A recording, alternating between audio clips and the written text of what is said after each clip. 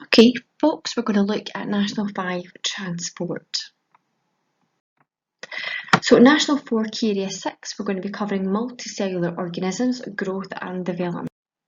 Okay, so what this covers is plants need oxygen, CO2 and water for growth and development, and animals need water, oxygen and food for growth and development.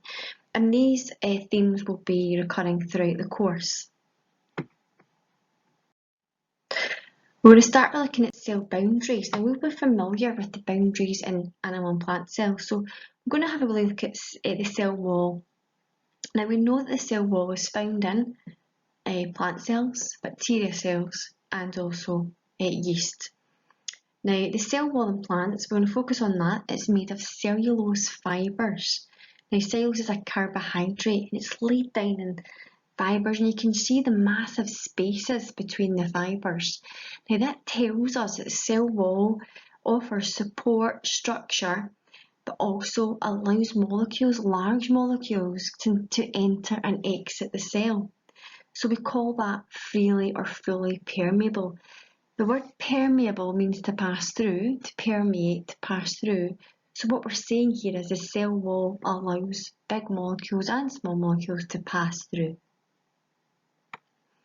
Now we know in a plant cell, we know one of the features of a plant cell is a cell wall. And we know fungal cells have a cell wall, and we also know that bacteria cells have a cell wall. Now the cell wall in plants is made of cellulose. The cell wall in fungus and bacteria is made of a different carbohydrate. Now the next structure, cell boundary, that we come across is the cell membrane, and all cells have a cell membrane. Membranes are vital in controlling entry and exit of small molecules. Now, only small molecules can pass through, and we can see this because of the structure here. Now, the plasma membrane is made of two chemicals, protein and phospholipids. Now, there's two layers of phospholipids, and these are the structures that look like lollipops. We can see the two clear layers of phospholipids, and we can see the proteins embedded throughout the layer of phospholipids. Now we call the membrane fluid mosaic because it is fluid. The lipid part allows it to be fluid, just like oil, and the proteins float in the fluid, if you like. So we call it the fluid mosaic model. Now the proteins play a lot of roles in the membrane. One of the key roles is transport, transporting molecules from one side of the membrane to the other, either in or out or in. The other role is we can have surface proteins that act as hormone receptors, which we'll look at a later stage. Here's a close-up of the cell membrane, and we can see the bilayer, the phospholipid bilayer, that's liquid, fluid mosaic, and we can see the proteins. Now we can have a wee look at the protein channel. The structure of that clearly allows the movement of molecules through, but small molecules. So molecules can pass through the protein channels, and they can also squeeze through the phospholipid bilayers. So the cell membrane, because it allows small molecules to pass through, we would say it is porous. Because of the pores in the protein channel, we say the cell membrane is porous in nature, selectively permeable, porous. And here's a structure of a phospholipid molecule. We've got the phosphate head and the lipid tail. Now we're going to do some exam style practice on that. So here we have the structure of a cell membrane. Now remember, we find the cell membrane in all cells. Now here we've got a past paper question. You've got to answer whether you think it's A, B, C or D. Which part is X and which part would Y be? So we should have X as your protein. X is a protein and Y is a phospholipid. Okay, so folks, we're going to do a reactivity on the cell membrane. So the cell membrane, what we're going to have a look at is what words in the brackets make the sentence correct about the cell membrane. So what was the plasma membrane made of? What were the two chemicals? Protein and the two layers of phospholipids. Now, do you remember the protein channel and the tiny spaces that the small molecules could pass through? That makes the cell membrane porous. So there's tiny pores that allow molecules to pass through, but these molecules are very small. So as a result, the membrane is selectively permeable, will not allow large molecules to pass through. So let's have a go at this question about the cell wall. So again, what we have to do is read the question and decide which words make the sentence correct. So the cell wall contains. So we should have cellulose. And what kind of molecule is cellulose? It is a carbohydrate. And it has, remember the carbohydrate is laid down in fibres, so it's of fibrous nature, and as a result the cell wall is, remember the big spaces between the fibres, so it is fully permeable. It allows any molecules through. Okay, let's have a wee look at this question. So the diagram below shows the arrangement of molecules in part of a cell membrane. Name molecule A and a function of molecule A.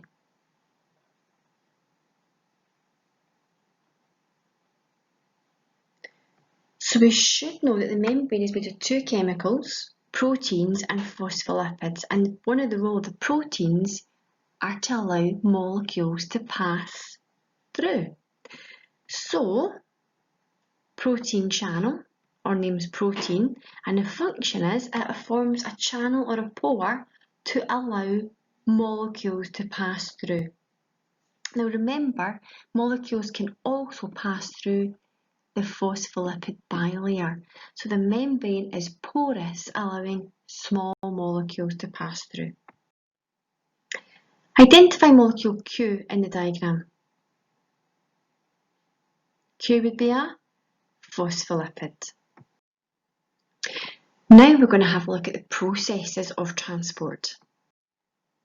So molecules can get into cells in three ways that we're going to look at. The first way is diffusion. And this is the movement of a molecular ion from a high concentration to a lower concentration down a concentration gradient. So you're going downhill if you like. And because we're going downhill, it requires no energy. Osmosis is very similar to diffusion, but with a few key differences. It's the movement of water molecules from a higher water concentration to a lower water concentration down a concentration gradient, but you must say across a selectively permeable membrane.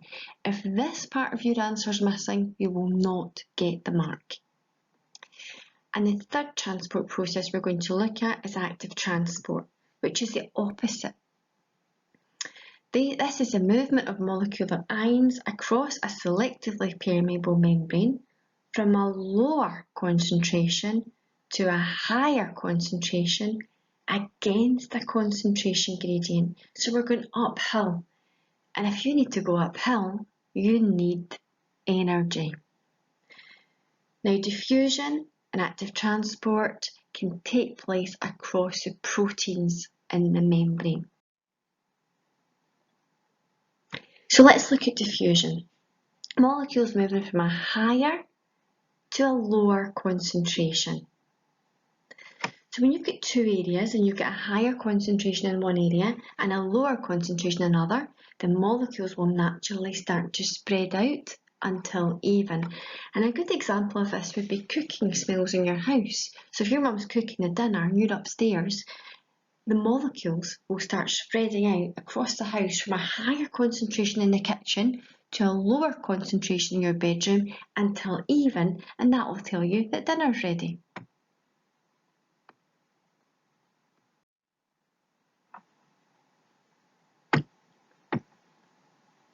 So as I said, the movement will continue until the particles are evenly spread throughout the available space. So diffusion is the movement of molecules from a region of higher concentration to a region of lower concentration. Now in this animation we can see a diffusion taking place. We've got lots of purple structures in one corner of the square, and we can see them spreading out until even. So higher concentration at one area, lower concentration in another area, and they spread out until even. Why is there need for diffusion in organisms? Well, there's three very important reasons. Our cells require useful substances to enter. We create a lot of waste in plants and animal cells, and we need to get rid of the waste. And we also need transport of substances from one part of an organism to another. So let's have a wee look at what we need to enter and exit our cells by diffusion. So the first obvious one would be oxygen. Why do we need oxygen? Now, if you're going to say to me to breathe, that would be the wrong answer. Oxygen provides us with energy. We need that during a process called aerobic respiration, which you'll learn about later. But for now, if you remember, we need oxygen, which helps provide us with energy. So when oxygen is higher outside our cells and lower inside, oxygen will enter our cells by diffusion. We also require food, again, to give us energy. So both oxygen and food combined give us energy, which we need. So when there's a higher concentration of food outside the cell compared to inside, the food molecules will move in by diffusion. Now, in producing energy, we create a waste product called carbon dioxide, and we need to get rid of that. So when there's a higher concentration of carbon dioxide inside the cell compared to outside, carbon dioxide will leave by diffusion. So to summarise, there's molecules that we require to enter our cells, such as oxygen and food for energy, and we need carbon dioxide to leave.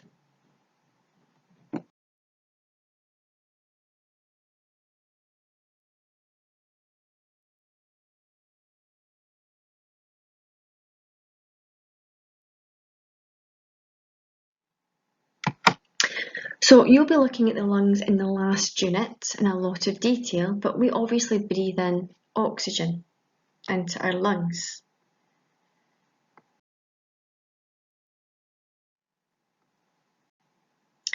Now our bloodstream carries the oxygen from the lungs to our body cells. So if we have a closer look at our bloodstream, our oxygen is being carried by red blood cells. So there's a higher concentration of oxygen in our blood, a lower concentration in our body cells, so that allows oxygen to move from the blood to our body cells where it is needed. Similarly, the food we eat. Small molecules of food move from our small intestine from a higher concentration into our blood capillaries where there's a lower concentration by diffusion. Now again, you don't need to understand these structures just now because we do this very fully in the final topic. Let's do some exam style practice on that. So can you remember what two molecules move into our cells by diffusion and what waste product leaves our cells by diffusion?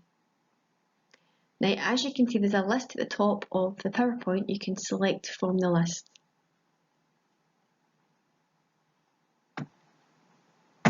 So oxygen and dissolved food enter our bodies by diffusion and carbon dioxide leaves by diffusion. And remember, diffusion is a passive process. It requires no energy. So the process of diffusion is important to organisms. From the list below, you have to select the substance which is involved in diffusion and answer the questions which follow. So let's take oxygen. Why is its diffusion important? What did oxygen give us? So we should get that oxygen gives us energy. And where does its diffusion take place? Where do we breathe oxygen into? How does oxygen enter our bodies? So it enters our lungs and it moves by diffusion from our lungs into the bloodstream. Let's take glucose now. Why is glucose important? Why is it important that glucose diffuses into our cells? Again, glucose is required to give us energy. Where did the glucose diffusion take place? Now, if you remember from the previous slide, it took place from the small intestine into the bloodstream, or we could equally say from the bloodstream into our cells. Let's think about carbon dioxide. Why is it important that carbon dioxide leaves our cells? It is a waste product. And if it's in our cells, where is it going when it leaves our cells? Where does its diffusion take place? So it's from our cells into our bloodstream. Remember, the blood is the body's transport system. It circulates the body, dropping molecules off and picking molecules up. So this summarises, so oxygen is required for energy, and its diffusion takes place in the lungs, from the lungs into the blood, and from the blood into the body cells. Glucose equally is required for an energy source, and its diffusion takes place from our small intestine into the blood, or from our bloodstream into our body cells. Carbon dioxide is a waste product, and its diffusion takes place from our cells into the blood, and equally we could say from our bloodstream back into our lungs where we breathe it out. Okay folks, so we're going to try an A-cell question now. Now this is a problem solving question, but we have the knowledge in order to answer this. The knowledge we have is we know the process of diffusion. Diffusion is the movement of molecules from a higher concentration to a lower concentration. And we also know a wee bit about the membrane being selectively permeable. What does that mean if it's selectively permeable? Correct, only small molecules can pass through. So what we have here is a model cell.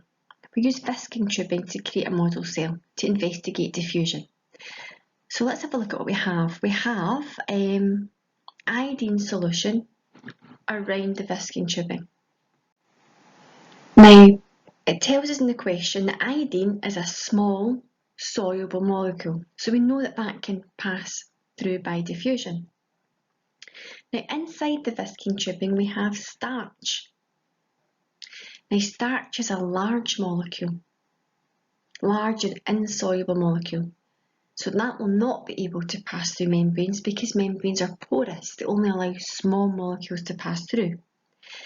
Now, you may remember from first and second year work that when you combine starch and iodine together, we get a colour change. So the iodine changes from yellow to a blue-black colour.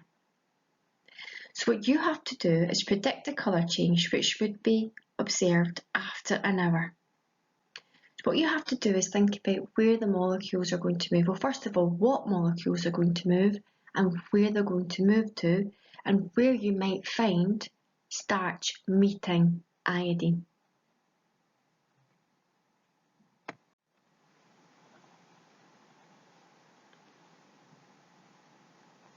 So let's think about starch first of all.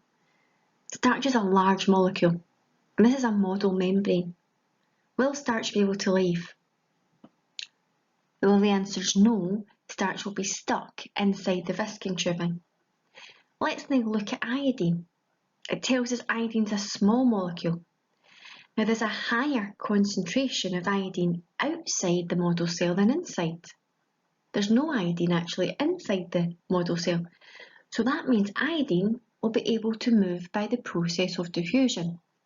Let's think of the definition. Diffusion is the movement of small molecules from a higher concentration to a lower concentration through a selectively permeable membrane. So that suggests that the iodine will move from the surrounding solution into the model cell, and here iodine will meet starch. So what we'll find is, we'll find in the starch bubble a colour change being able to happen. However, in the surrounding solution, because starch is unable to leave because it's too big, starch will not meet iodine in the surrounding solution. So the answer has to be B. The starch suspension inside the whisking tube will change colour because it's here that the iodine will meet the starch. Outside, where you have the iodine, the starch can't move into that area, it's too big, so the iodine will not be able to change colour.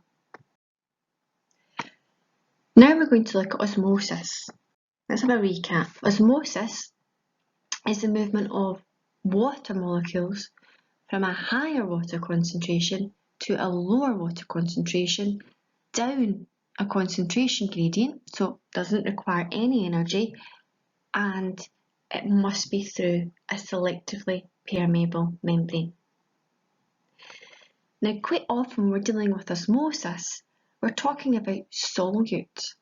Now, what solute is salts and sugars mixed with water. So a solute is a salt and sugar. Now, what we have to do is work out from that the water concentration. So if we think about spoons of sugar in our tea, so the sugar is solute, and obviously you've got your water in your tea. The more sugar you add, the less water. So the higher the solute concentration, the lower the water. And if we think of diluting in concentrated orange juice, that's a very good example here. If you have diluted orange juice, you've got less of the concentrate in it and more water.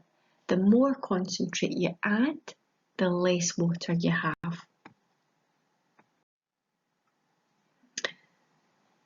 So in a low concentration of water, the amount of solute, for example sugar, is high. This would be a strong or concentrated solution.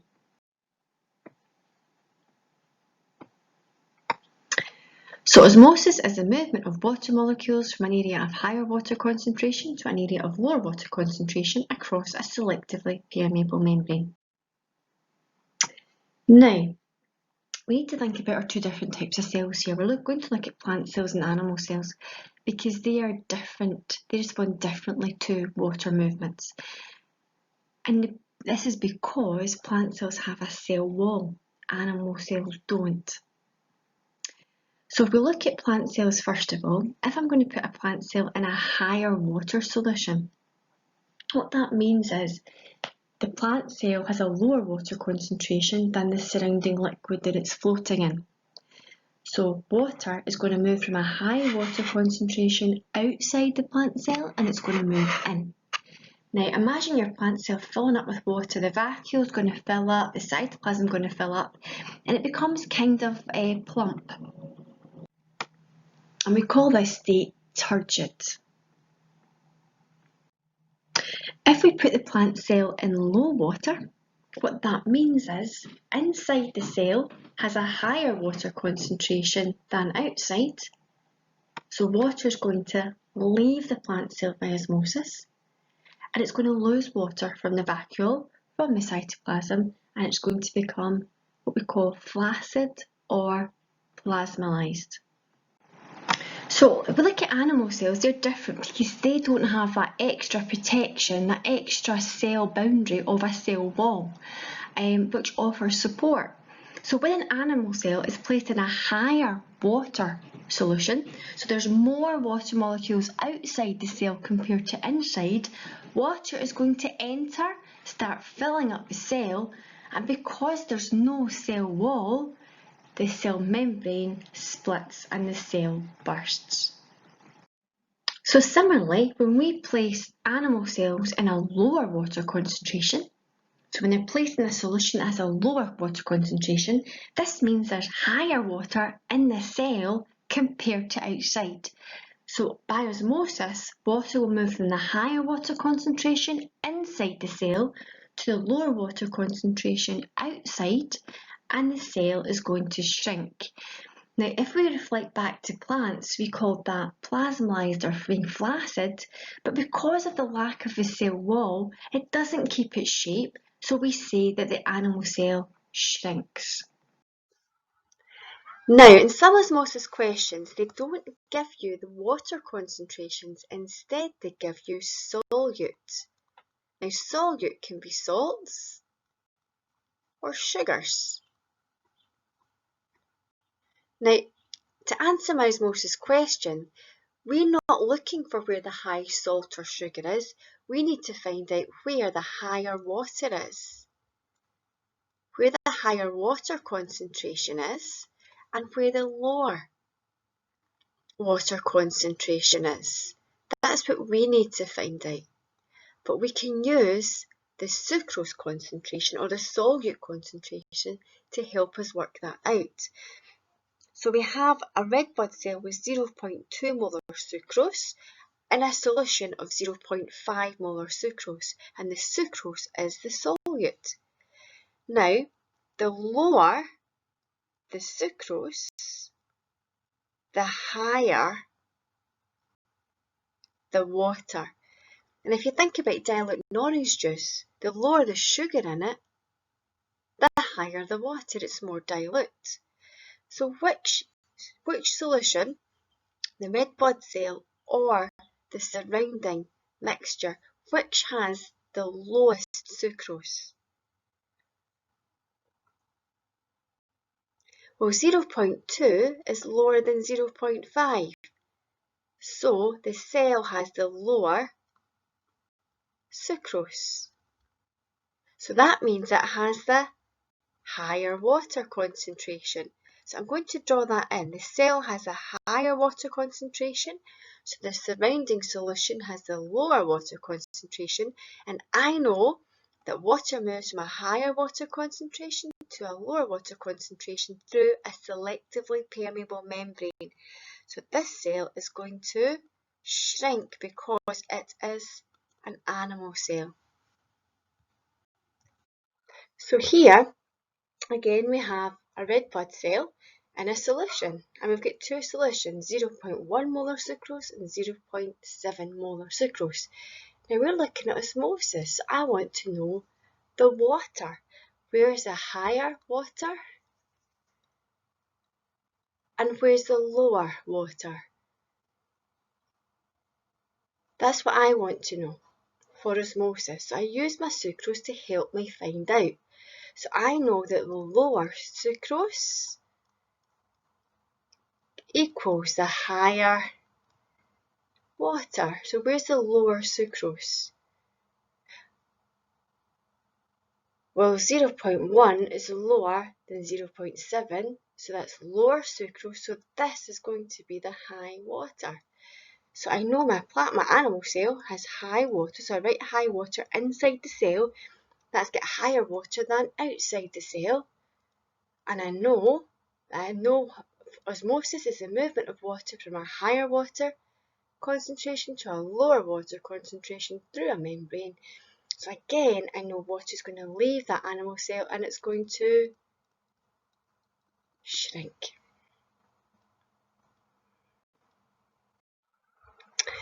Now here we've got a plant cell. So again, we've got a plant cell. The plant cell is 0.5 molar sucrose and it's in a 1 molar sucrose solution. So I'm really not interested in the sucrose. I want to know where is a higher water and where has the lower water concentration. And I use my sucrose to help me. I know that the lower sucrose equals higher water. So which is higher, 0.5 sucrose or 1 mole?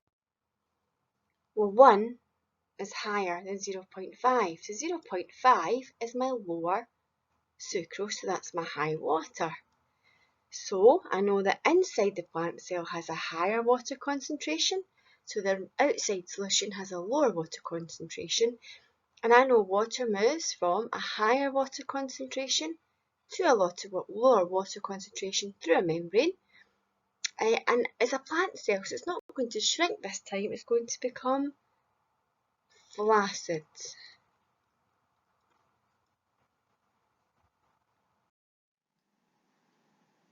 So just to recap, osmosis is the movement of water from a higher water concentration to a lower water concentration through a selectively permeable membrane, and it's a passive process. And we can see here we've got salt molecules to the right. The higher the salt, the lower the water. So that we know that is a lower water concentration. So here we've got a model cell, and we've come across this before with our question on diffusion. So what we have here is in the Viscon tube, we have glucose and starch. Now again, we know that glucose is a small molecule, starch is a large molecule, and we need to use our knowledge of the selectively permeable membrane to work out which molecules are going to be able to move. So glucose is small. It will be able to fit through the tiny pores in the membrane. As we remember, the membrane is porous. Starch is too big. It will not be able to fit through the pores in the membrane. Outside the Viscon tubing, we have water. A high concentration of water.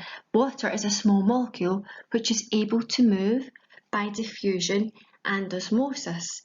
Now, water will move by diffusion where there's no membrane to pass through, but it will move by osmosis when there is a membrane to pass through.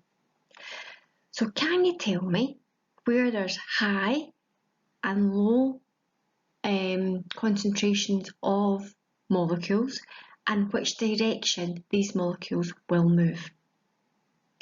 So let's start with glucose.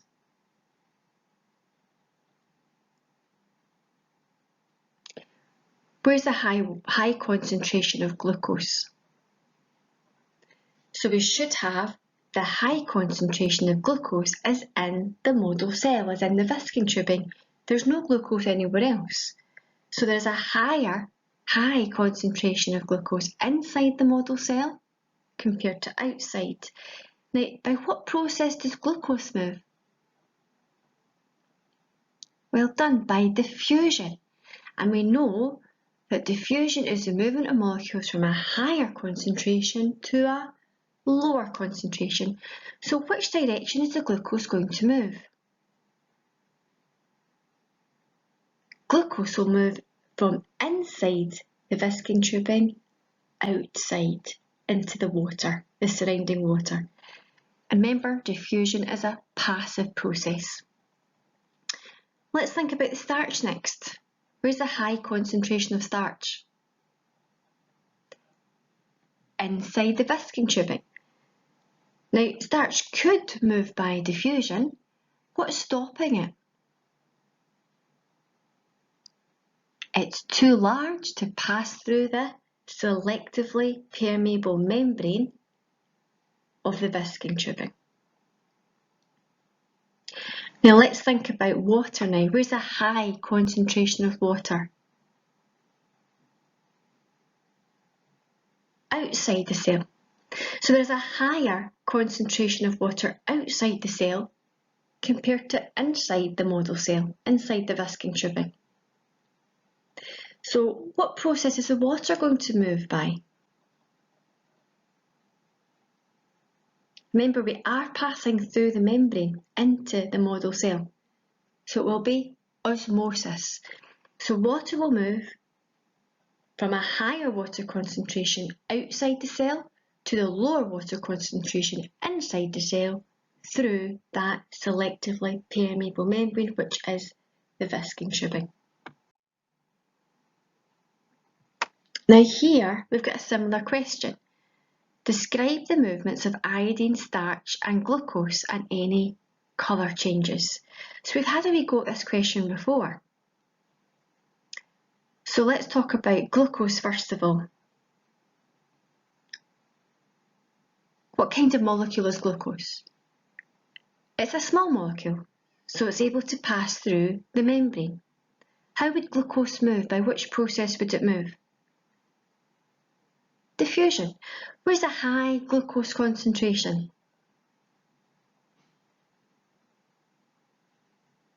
inside the model cell.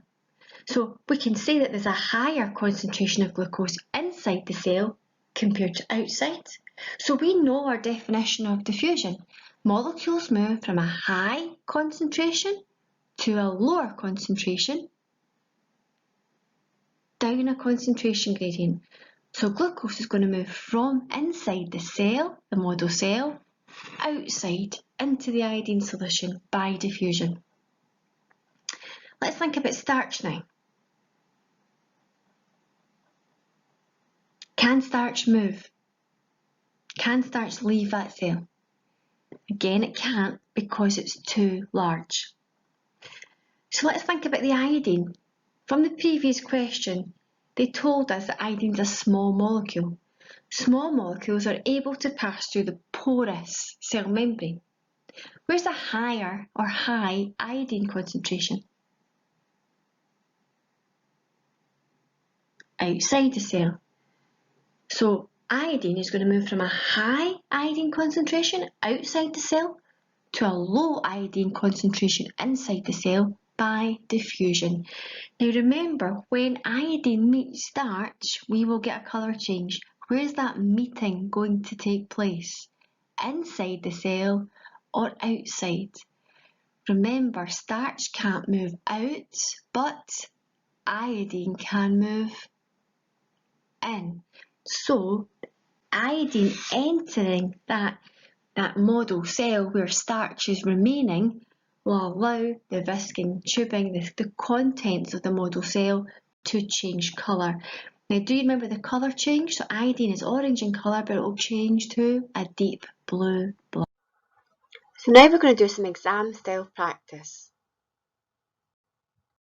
Okay folks, so in order to do these questions, you have to identify the area with the higher water concentration. So, what area has a higher water concentration? So we have a thin piece of onion epidermis and water. Now, pure water would be a higher water concentration, so I need to write that in. If the water's higher water concentration, that means my onion is going to be a lower water concentration. Now, the next thing I'd want to do is draw an arrow from the higher water concentration to the lower water concentration, because I know water moves from a higher water concentration to an area of lower water concentration through a membrane. Now, that tells me that water is going to be entering the onion epidermis. Now, what you need to do is use this technique to answer the questions. And remember, high salt or sugar is low water.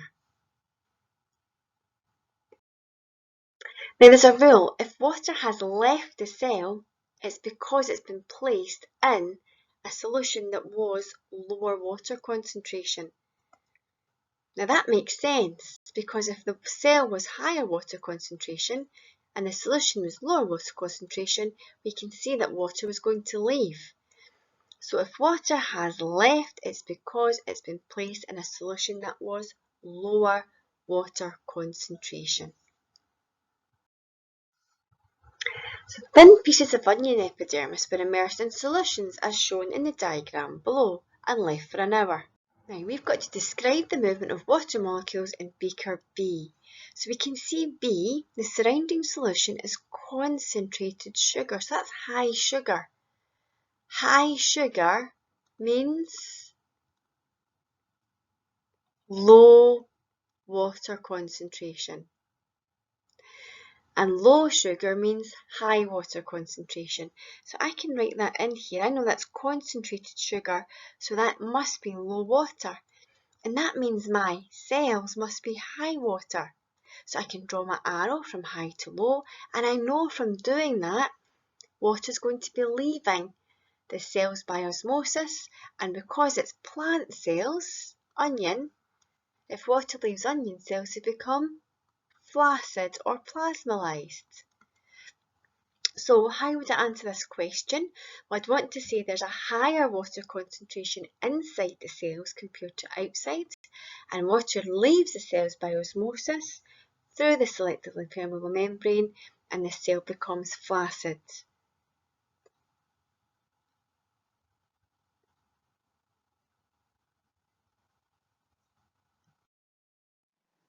Okay folks, so if we have a look at this question, plant cells were placed in 4 solutions, each with a different water concentration. So I want to draw your attention to the first plant cell. Now from that we can see that the vacuole is shrunk, so is the cytoplasm, so that tells us that water has left.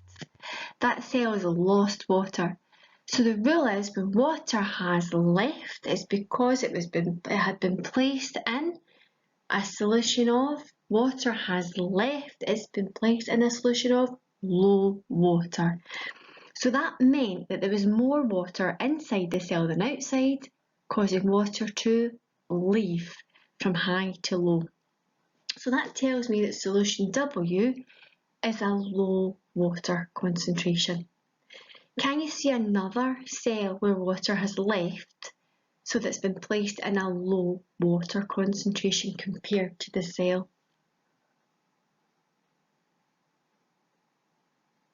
So if you look at the last cell, we can see again the vacuole is smaller and we can see the cytoplasm has shrunk a little bit. So that tells us that water has left that cell, and water leaves from a high water concentration to low.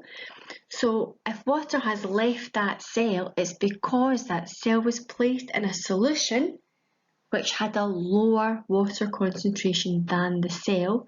So water left the cell from a higher water inside the cell to lower water concentration outside the cell. So I know that solution Z would also be a low water concentration, but not as low as W, because W has lost more water. Can you see a cell which had been placed in a solution with very high water? If we look at the third cell along, we can see that the cytoplasm is quite full of water, so is the vacuole. What caused that was that cell been put into a beaker or any kind of solution with high water. And water moves from high water outside the cell to lower water inside. The cell fills up. And can you remember the state that we call the cell in when it's filled up with water? And remember, it's a plant cell. Turgid. So when a plant cell is full of water, we call that turgid. Do you remember what we call a cell that has lost water when it's a plant cell? Flaccid or plasmolysed. Now I want us to answer the question, so we have to use our knowledge to use the letters to complete the table below. So we have to use the letters and put the solution of highest water concentration first down to the lowest water concentration.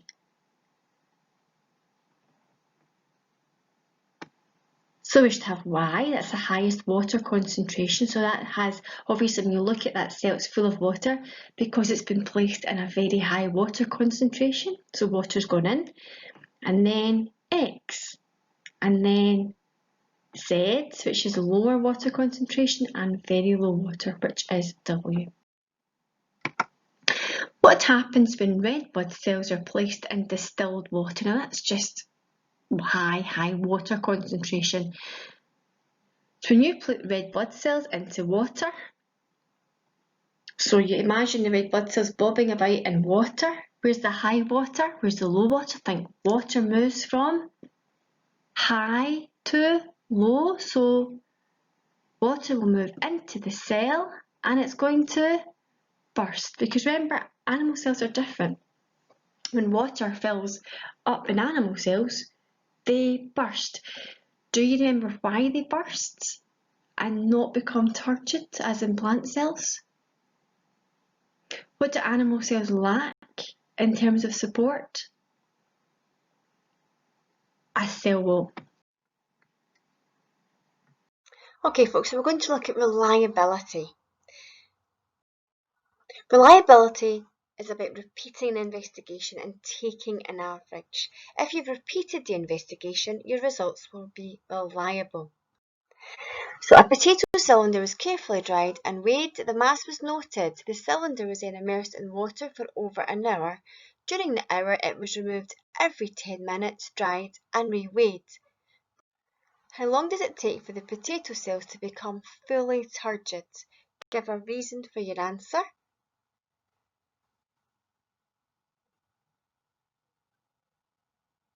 So we should have 50, and the reason is the idea of reaching a constant weight. There's no further increase. Why was the potato cylinder dried before it was weighed? Think about why you would dry yourself before you weigh yourself on scales.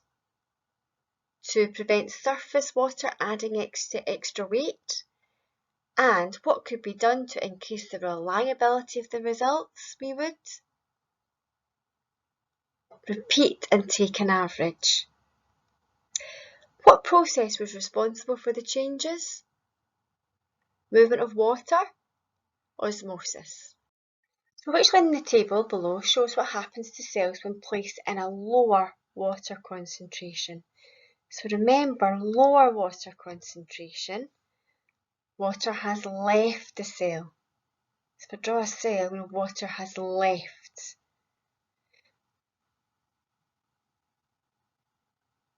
so remember, animal cells, plant cells are different when water's left. Animal cell shrinks and plant cell becomes plasmolysed. Cells from the same plant tissue were placed in 3 different liquids, left for 20 minutes and then examined using a microscope. The following diagrams represent the cells from each liquid. Which cell is most likely to have been placed in pure water?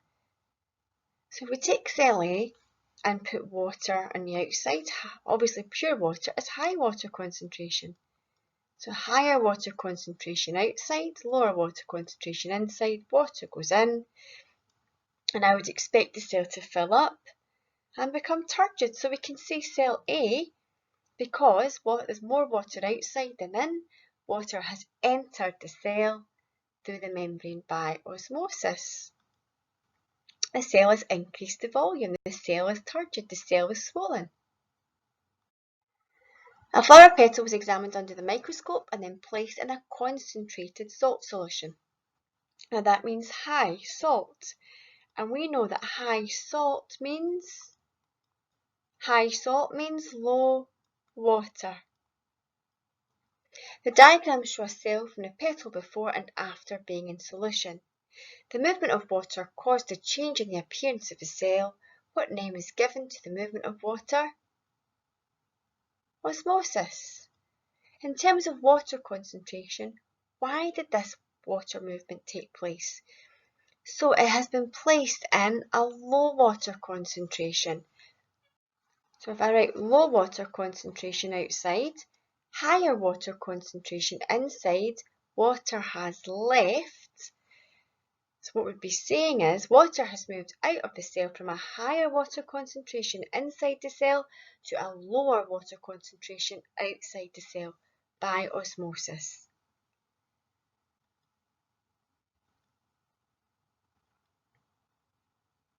So name one substance other than water that must be able to pass into a cell for its survival. So we could say water, we could say oxygen, glucose, amino acids. The epidermis of a red onion was peeled and a sample was placed on each of the microscope slides. Different salt solutions were added as shown in the diagram below. The solute concentration of the red onion was 3% salt. After 15 minutes, the cells were observed under a microscope. Name the condition of the cells on slide A. So let's have a look. Where's the higher water concentration? Now these cells have been placed in 0% salt, so that's low salt. So what does that tell us about the water? Low salt means high water. So I know that the solution was high water. So again, what I need to do is put in that the cell was low water. So water moves from a higher water to a lower water concentration. So water will be entering these cells and they're going to be turgid. The diagram below shows a cell from a piece of plant tissue. Describe how a piece of plant tissue could be treated so that its cells appeared as shown in the diagram. Now, I can see that water has left the cytoplasm and the vacuole. So what's my rule? When water has left, it's because it's been placed in a solution that was a lower water concentration. So That means that the cell itself had a higher water concentration, causing water to leave. So placed in a solution with lower water concentration. So an student examined plant and animal cells using a microscope. Changes in the cells were due to osmosis. Explain why osmosis is a passive process. It doesn't require energy. So identify the animal cell shown which has been placed in a solution of higher salt concentration. Now we know that high salts, which is a solute, equals low water and vice versa. So it's been placed in a solution with lower water. Lower water concentration, so the cell must be higher water, so that means water has left. So what cells can you see that water has left? And it's animal cell we're talking about. So that would be 2. Water has left. State the term used to describe the condition of cell 6. That will be plasmolysed. Cells 3 and 4 have been placed in solutions which were both of the same concentration. Why do they look different? 3 and 4. What's different about the cells? Cell 3 lacks a cell wall. The apparatus shown below was used to investigate the movement of water into and out of a model cell. The model cell had a selectively permeable membrane. So we can see here we've got high water concentration outside and 10% salts. High salt, so high salt equals low water. So there's a lower water concentration inside, meaning water is going to go into the model cell. Okay, so name the process which caused the liquid to rise. And we're talking about moving water, so that has to be osmosis. And explain how this process caused the liquid to rise. Well, water's moving from a higher water concentration outside to a lower water concentration inside, pushing up the water level. So if water's going in, it's going to continue up the glass tubing.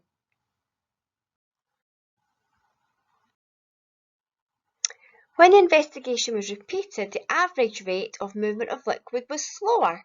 Suggest one difference in the way that the investigation was set up that could have caused this change. What could have made it go a little bit more slowly if you did it again? Well, it could be a smaller concentration gradient, so maybe it was 5% salt, which would mean the water wouldn't go in as quickly, or your capillary tubing was a bit wider. So we're going to have a wee look at percentage change calculations, how we go about doing this. So questions might ask you to find a percentage change or a percentage increase or percentage decrease. Now what you have to do here is find your two figures. They will give you two figures, two values, and you need to take the difference between these two values. So that means do a subtraction. Once you've done that, you need to divide that number by the first value, the original value, not the smallest, the original, and times it by 100. So in this question, we have an investigation. The shells from 2 eggs were removed. The eggs were then weighed and placed in beakers as shown below. After 2 hours, the eggs were removed from the beakers, blotted dry and reweighed. The results are shown in the following table. Now, we're obviously talking about osmosis here because we're talking about water movement. You're asked to complete the table by calculating the percentage change in mass for beaker A. So let's go to beaker A. So we've got two figures here, 54 and 67.5. What we had to do is take these two figures and subtract them. Then we have to divide by the original figure, and that's the figure at the beginning. So we divide that number by 54 and then we multiply by 100, and that will give us 25%. Now I want you to have a wee go at that. two numbers, the first thing you do is take them away from each other, divide by the first number and multiply by 100. And there's a lot of questions that come up that are percentage change in biology. So 67.5 minus 54 divided by 54 times 100. Suggest why the eggs were blotted dry before being re-wet. So that's to remove any surface water that would add more mass. Choose either beaker A or B to explain how osmosis caused a change in mass of the eggs in that beaker. So let's look at beaker B. It's been placed in strong sugar. Now the word strong or concentrated suggests high sugar. So what does that mean? High sugar gives us low water. So I would put an LW in the solution outside the cell in beaker B. So that means I need to put a high water inside the cell. So that means that water leaves the cell, moves from a high water concentration inside the cell to a low water concentration outside the cell. And that means if water is leaving the cell, then it's going to lose weight. If we chose beaker A, we've got higher water outside the cell compared to the cell. So water is going to move into the cell by osmosis, and if you've got water coming into your cells, you're going to gain mass.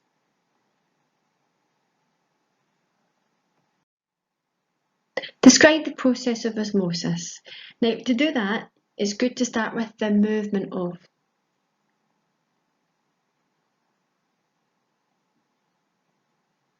So the movement of water from a higher water concentration to a lower water concentration, and it has to be through a selectively permeable membrane.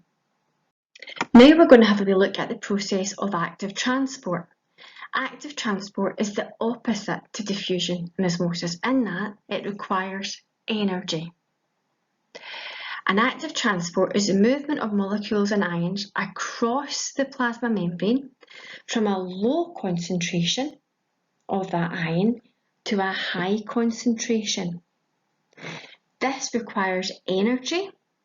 Now don't worry about ATP just now because we've not learnt about that, but it requires energy, and it's the proteins in the membrane. Remember the membrane's made of proteins and phospholipids. It's the proteins that are carrying out active transport.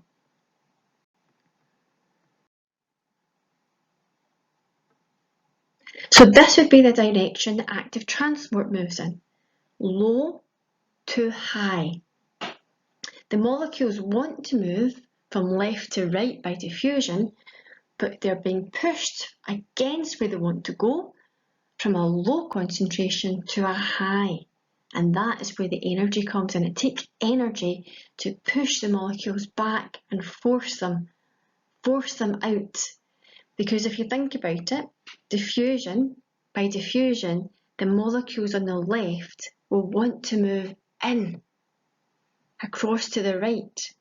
But active transport is stopping that from happening. So we're moving against the concentration gradient. And this requires energy.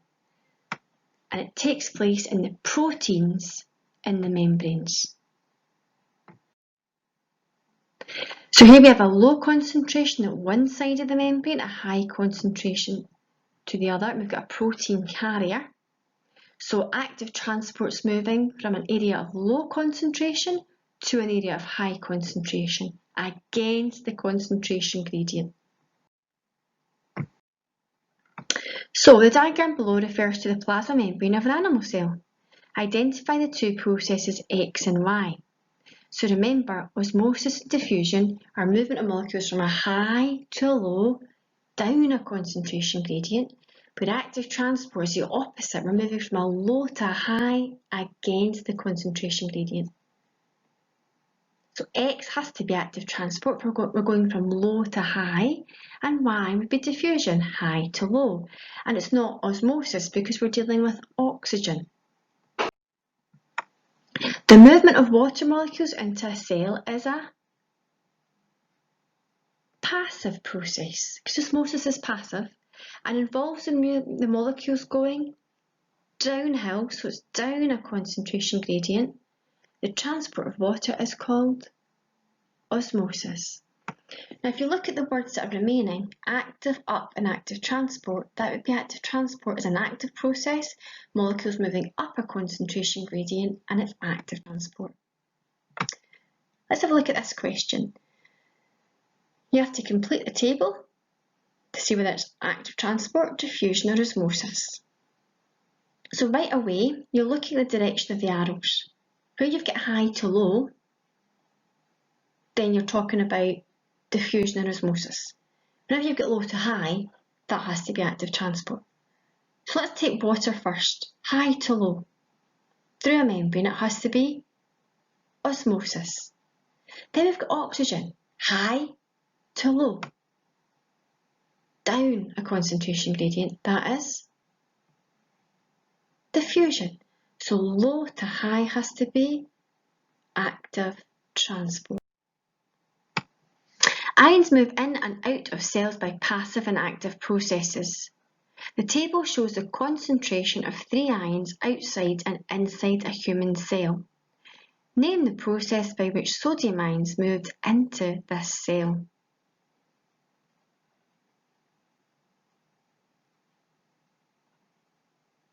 So outside the cell, there's a high concentration of sodium, and inside the cell there's a low concentration.